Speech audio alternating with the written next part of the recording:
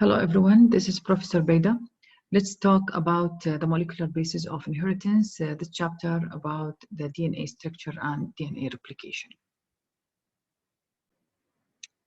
Today, even school children have heard of DNA, and scientists routinely manipulate DNA in the laboratory. Early in the 20th century, however, identifying the molecules of inheritance posed a major challenge to biologists. Once Thomas Hunt Morgan's group showed that genes exist as parts of chromosomes, the two chemical components of chromosome, DNA and protein, emerged as leading candidates for the genetic material. Until 1914s, the case for proteins seemed stronger. Biochemists had identified proteins as a class of macromolecules with great heterogeneity and specificity of function, essential requirements for the heredity material. Moreover, little was known about nucleic acid, whose physical and chemical properties seemed far too uniform to account for the multitude of specific inherited traits exhibited by every organism. This view gradually changed as the role of DNA in heredity was worked out in studies of bacteria and the viruses that infect them. System far simpler for bacteria and viruses. Their system is simpler than fruit flies or humans. Once most biologists were convinced that DNA was the genetic material, the challenge was to determine how the structure of DNA could account for its role in inheritance. By the early of 1950s, the arrangement of covalent bonds in a nucleic acid polymer was well established, and researchers focused on discovering the three-dimensional structure of DNA. Among the scientists working on the problem were Linus Pauling, Maurice Wilkins, and Rosalind Franklin. The collaborative work that solved the puzzle of DNA structure began soon when Crick was studying protein structure with a technique called X-ray crystallography, while Maurice Wilkins and Rosalind Franklin used X-ray crystallography to produce images of DNA. Images produced by X-ray crystallography are not actually pictures of molecules.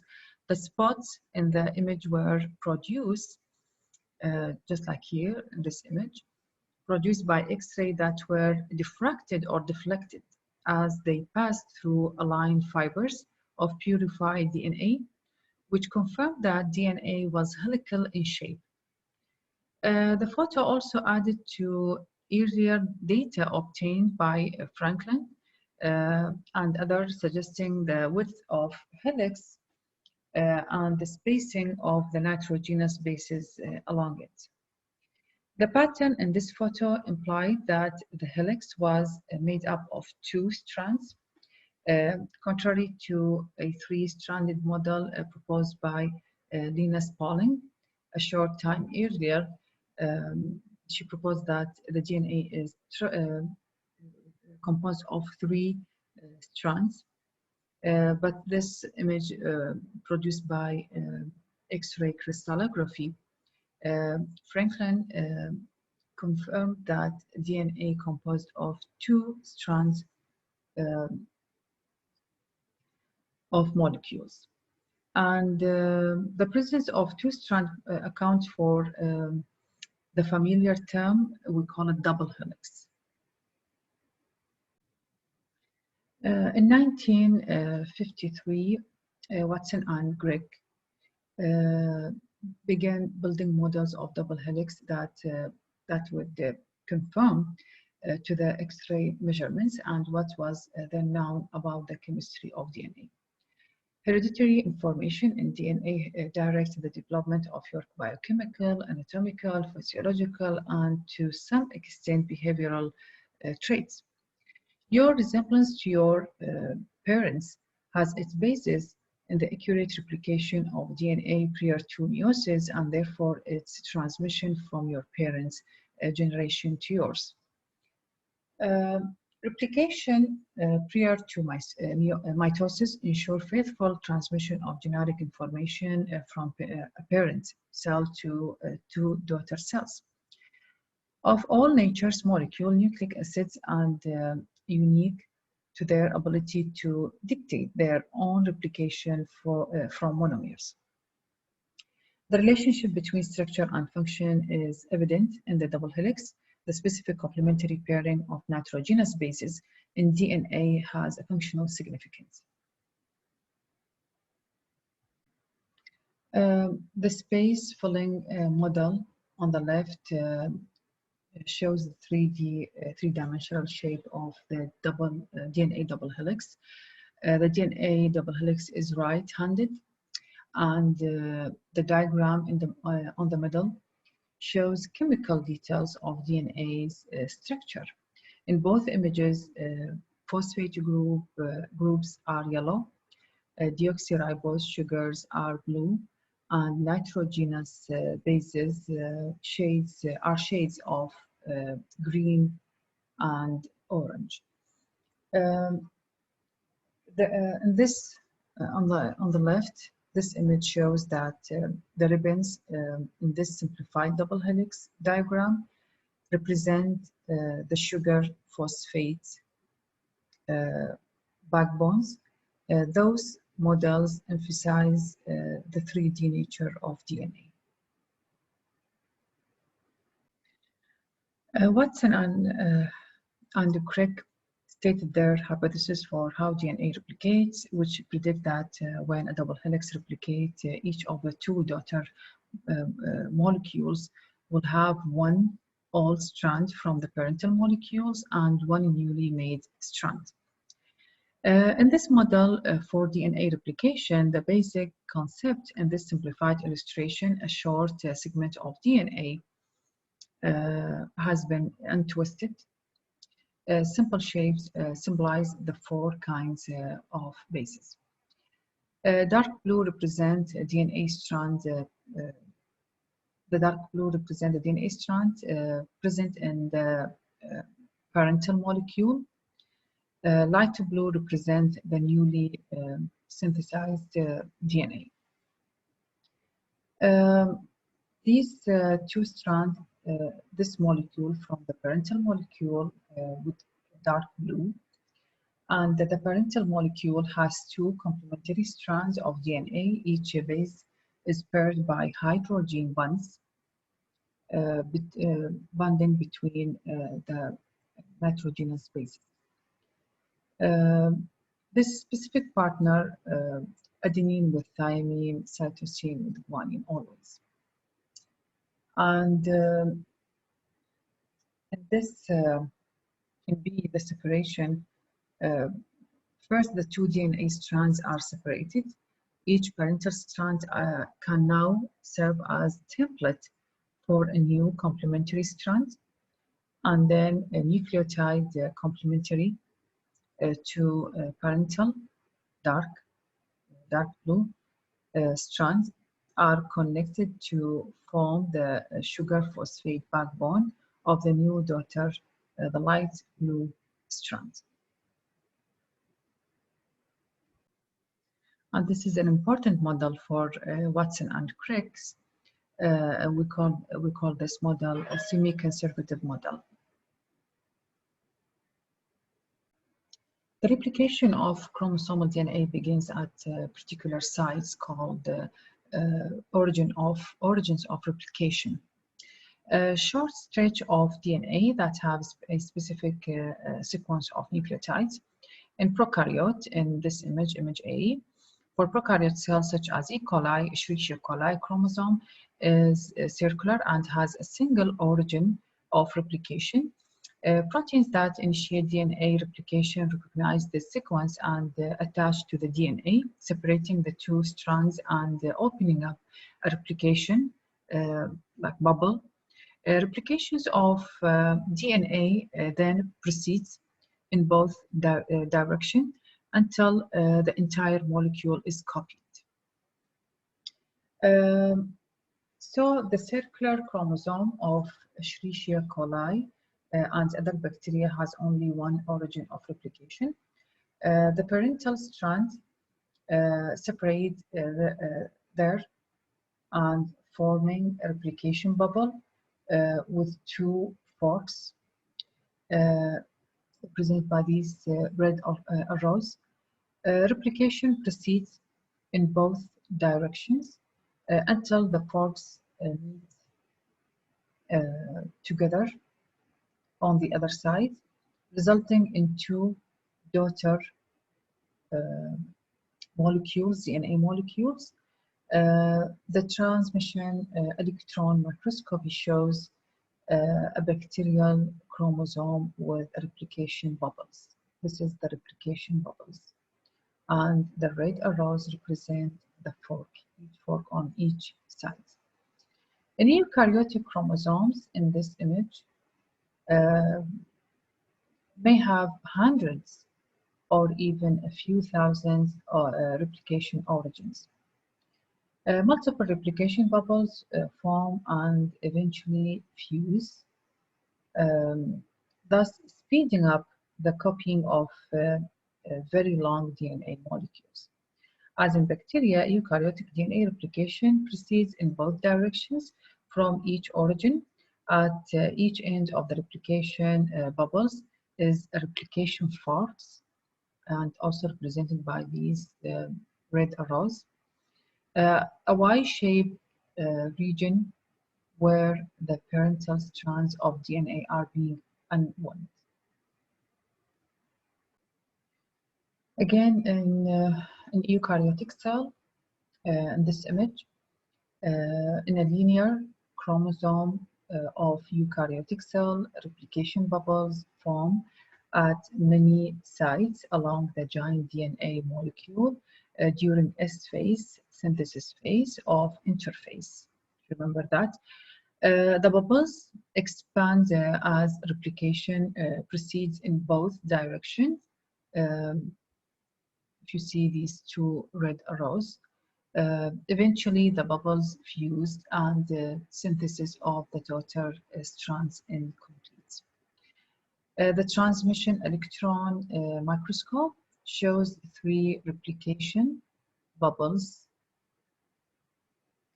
along the DNA of a cultured Chinese hamster cells. At each end of a replication bubble is a replication fork, a Y-shaped region where the parental strands of DNA are being unwound. Several kinds of protein participate in the unwinding of DNA molecule. Helicase are enzymes that untwist the double helix at the replication forks, separating the two parental strands and making them available as a template strand. After the parental strand separates, a single strand binding proteins bind to single strand binding proteins bind to the unpaired DNA strand, keeping them from repairing. The untwisting of the double helix causes tighter twisting and strain ahead of the replication fork.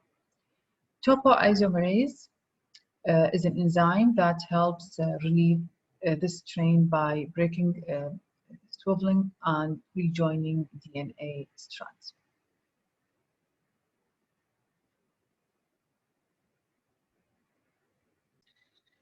The unwound sections of parental DNA strands are now available to serve as a template for the synthesis of new complementary DNA strands. However, the enzymes that synthesize DNA cannot initiate the synthesis of a polynucleotide.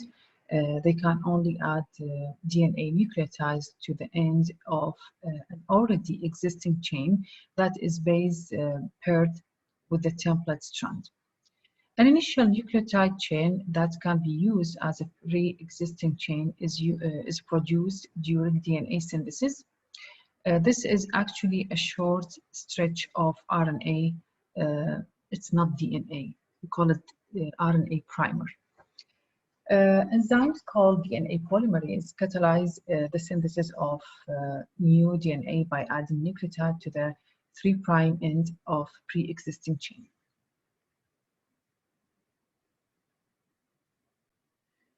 The RNA chain is called primer and is synthesized by the enzyme primase.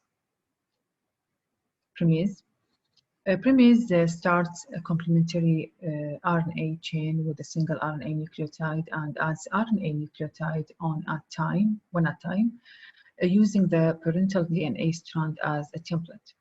The completed primer generally 5 to 10 nucleotide long, thus base paired to the template strand. The new DNA strand will start from the 3' end of the RNA primer. Most DNA polymerases require a primer and DNA template strand along which complementary DNA nucleotides are lined up one by one. DNA polymerases adds a DNA nucleotide to the RNA primer and then continues adding DNA nucleotides which are complementary to the parental DNA template strand to the growing end of the new DNA strand. Each nucleotide to be added to a growing DNA strand consists of a sugar attached to a base, and 3 phosphate groups. You have already encountered such a molecule, ATP, adenosine triphosphate.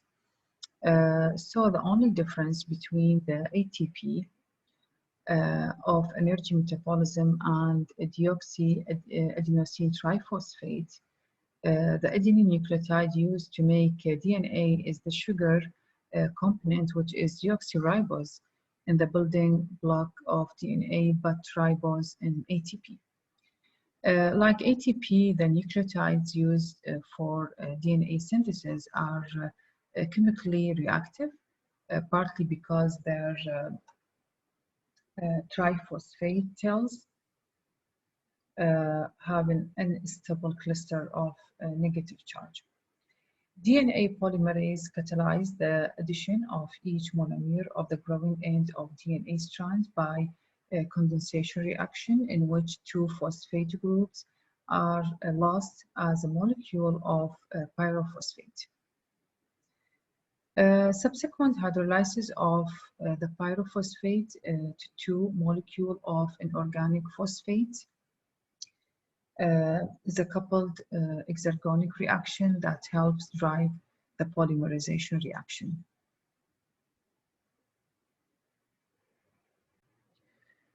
The 2 strands of DNA in a double helix are antiparallel, meaning that they are oriented in opposite directions to each other, like the 2 sides of a divided street.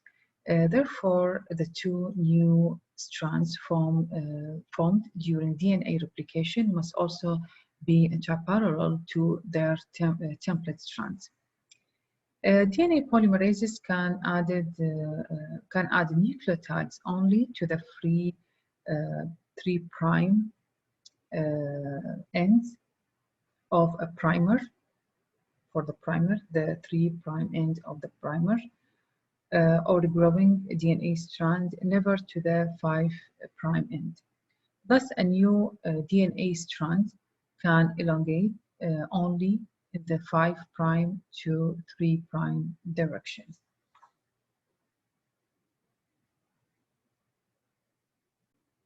Let's examine one of the 2 replication forks in a bubble. Along one template strand, the DNA polymerase 3 can synthesizes a complementary strand continuously by elongating the new DNA in the mandatory 5' to 3' direction. DNA polymerase 3 remains in the replication forks on that template strand and continuously adds nucleotide to the new complementary strand as the fork progresses. The DNA strand made by this mechanism is called leading strand.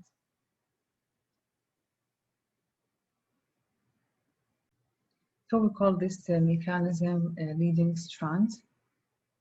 Let's make the new DNA strand. And only one primer is required for DNA polymerase 3 to synthesize the entire leading strand. So in this image, the first step after an RNA primer is made, the red, this red strip, DNA polymerase 3 starts to synthesize the leading strand in this direction from 3' to 5', and the strand is 5' to 3'. The leading strand is elongated continuously in the 5 to 3 direction as helicase opens up. Helicase opens up the strand or the parental strand. That means it's open the fork from the left, from the side. To elongate the other new strands of DNA in the mandatory 5 to 3 direction, DNA polymerase 3 must work along the other template strand in the direction away from the replication fork. The DNA strand elongating in this direction is called lagging strand. In contrast to the leading strand, which elongates continuously, the lagging strand is synthesized discontinuously as a series of segments. These segments of lagging strand are called Okazaki fragments, which are joined together by DNA ligase. This is another enzyme participates in this process that help to participate or to join the Okazaki fragment together. Let's review the steps in synthesis of the lagging strand at one fork. Where is only one primer is required on the leading strand, each Okazaki fragment on the lagging strand must be primed separately. So primase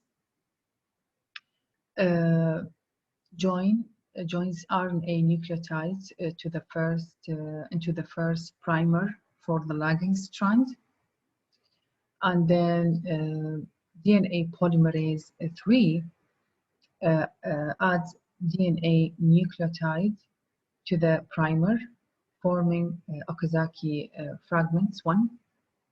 This is the first fragment. And then after reaching the next RNA primer, to the right, DNA polymerase 3 detach.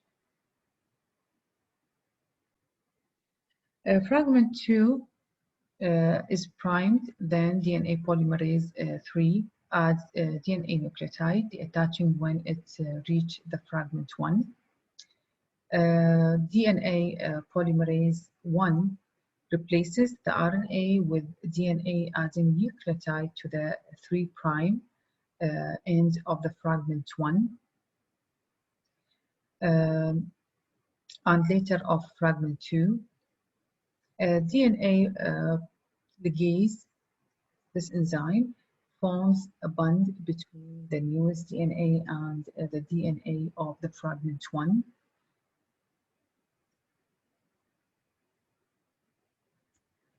And the lagging strand in this region is now completed.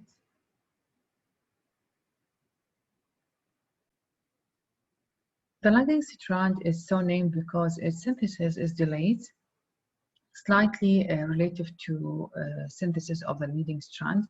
Each new fragment of the ligase strand cannot be started until enough template has been exposed at the replication fork.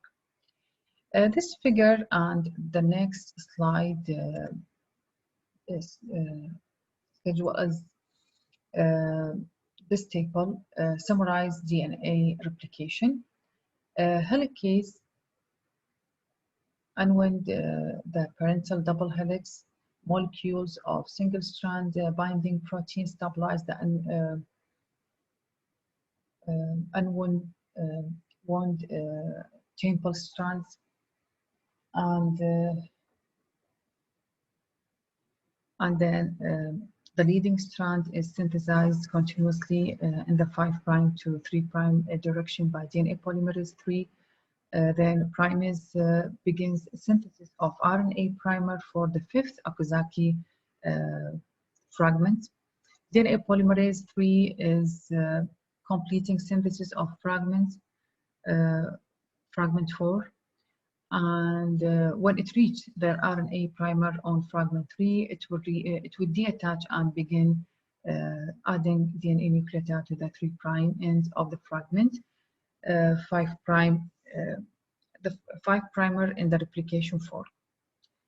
DNA polymerase 1 remove the primer from the 5' ends of fragment 2, replacing it with the DNA nucleotides, and add it one by one to the 3' ends of fragment 3.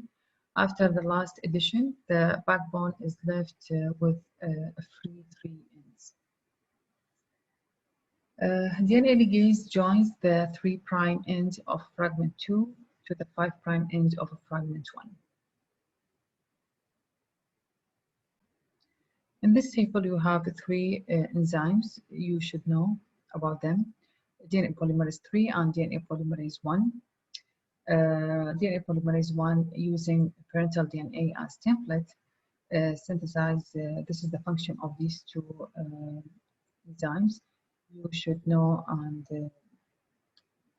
so you need only these 2 from this table: the DNA polymerase 3 and DNA polymerase 1. DNA polymerase 3, as I said, using parental DNA as a template, since this is a new DNA strand by adding a nucleotide to RNA primer or pre-existing DNA strand. DNA polymerase 1 removes the DNA nucleotide of primer from 5' ends and replicates them with DNA nucleotide. The various proteins that participate in DNA replication, usually from a single large complex DNA replication machine. Many protein interactions facilitate the efficiency of this complex. Some experimental evidence supports a model in which 2 DNA polymerase molecules, one on each template strand, reel in the parental DNA and extrude the newly made daughter DNA molecules.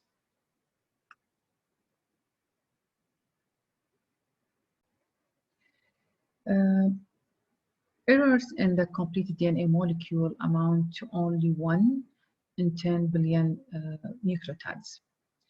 This is because during DNA replication, many DNA polymerases proofread each nucleotide against its template as soon as it is covalently bonded to the growing strand.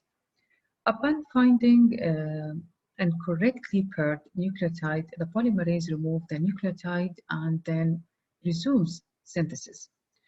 This action is similar to fixing a texting error by deleting the wrong letter and then entering the correct one. Mismatched nucleotides sometimes evade proofreading by a DNA polymerase. In mismatch repair, other enzymes remove and replace incorrectly paired nucleotides that have resulted from replication errors. DNA molecules are constantly subjected to potentially harmful chemical and physical agents.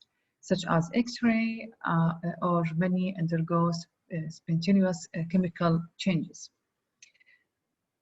However, these changes in DNA are usually corrected before they become permanent changes. That's mean before they become mutant or mutations. Perpetuated through successive replications, most cellular systems for repair incorrectly paired nucleotides, whether they are due to DNA damage or to replication errors, use a mechanism that takes advantage of the base paired structure of DNA. In many cases, a segment of the strands containing the damage is cut off by a DNA cutting enzyme, a nuclease, and the resulting gap is then filled in with nucleotide using the undamaged strand as a template. The enzyme involved in filling the gap are a DNA polymerase and DNA ligase. There are several such DNA repair systems. One is called a nucleotide excision repair.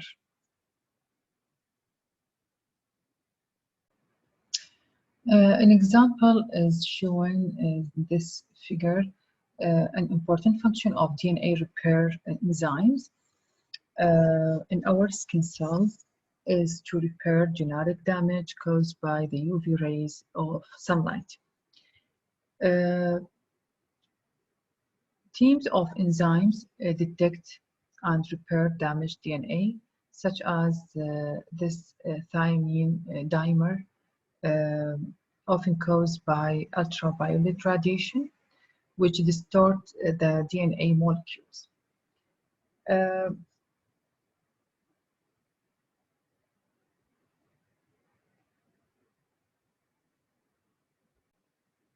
A nuclease enzyme cuts the damaged DNA strand at 2 points, these 2 points, and the damaged section is removed.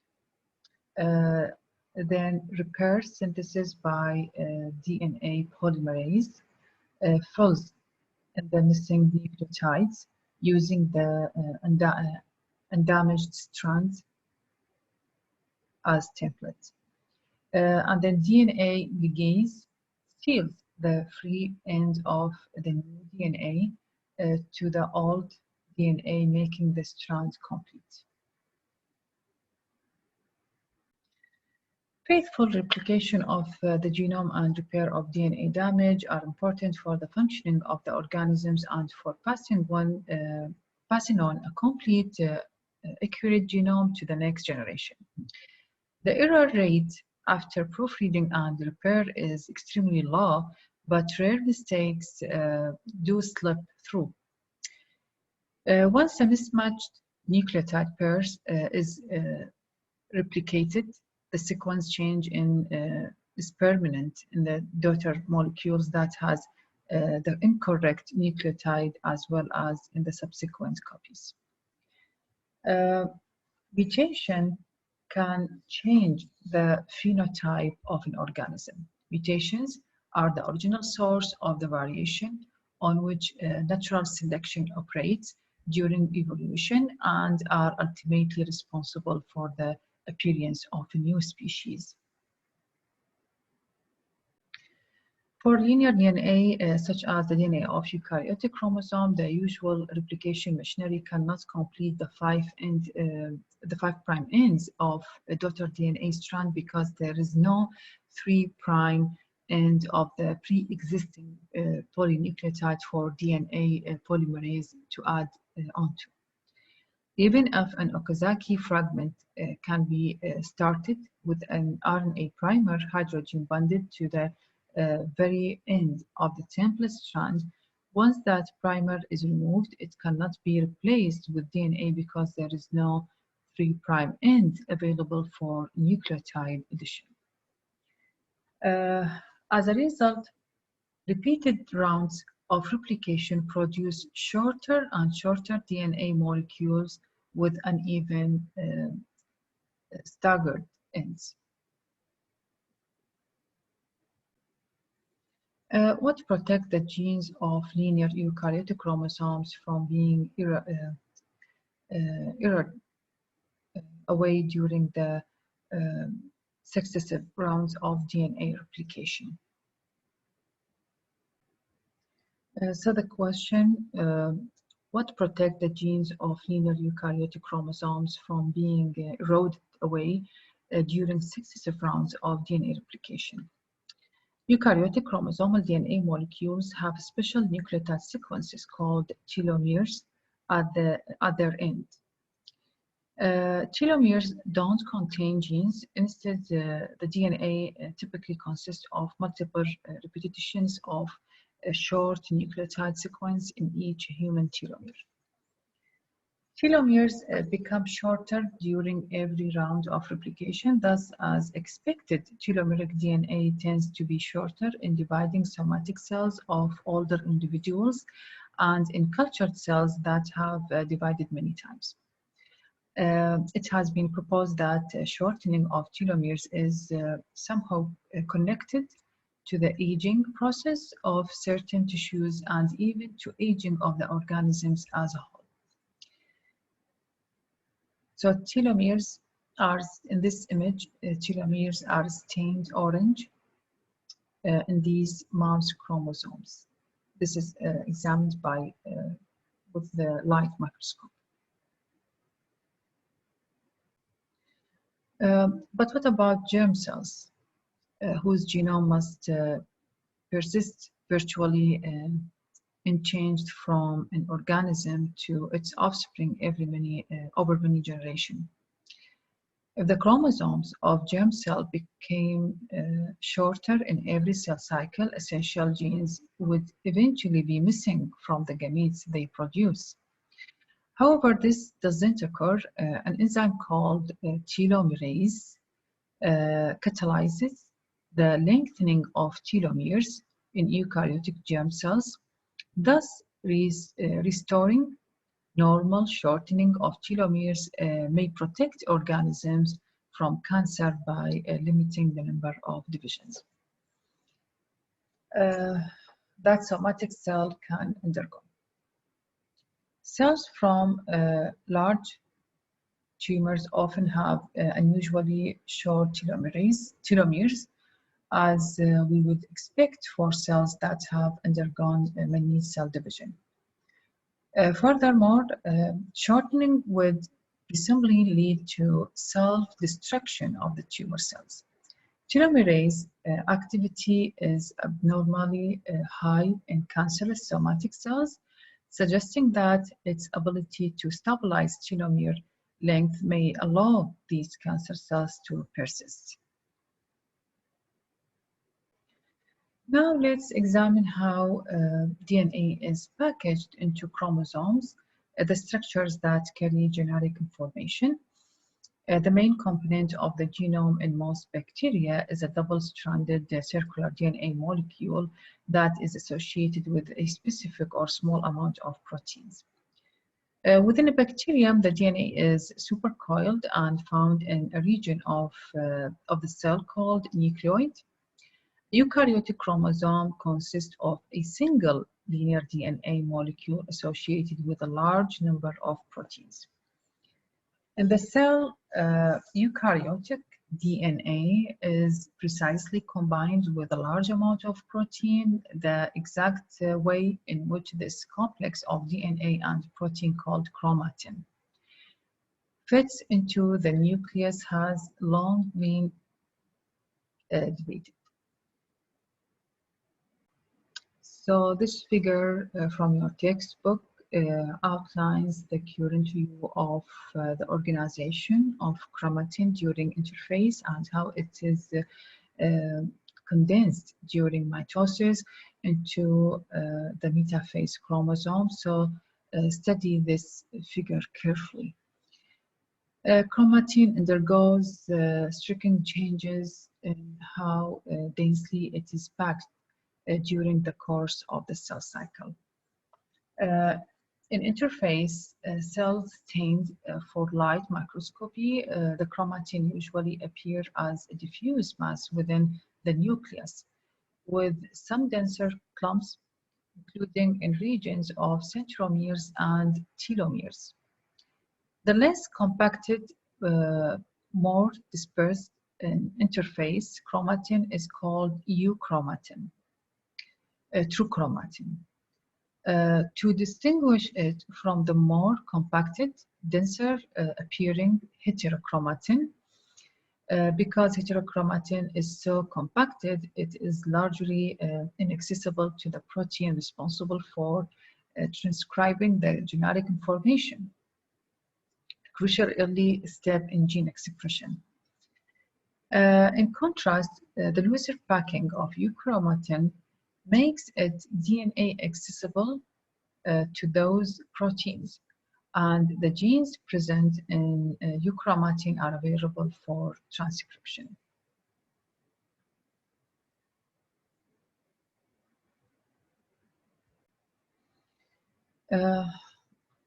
Painting chromosomes. Researchers can treat or paint human chromosomes with molecular tags that cause each chromosome pair to appear a different color. In this image, the ability to visually distinguish among chromosomes makes it possible to see how the chromosomes are arranged in the interface nucleus. Each chromosome appears to occupy a specific territory during interphase. In general, the two homologs of a pair are not located together. These metaphase chromosomes have been painted so that the two homologs of a pair are the same color. And this figure is spread of chromosomes, and the down they have been organized into karyotype. Thank you for listening.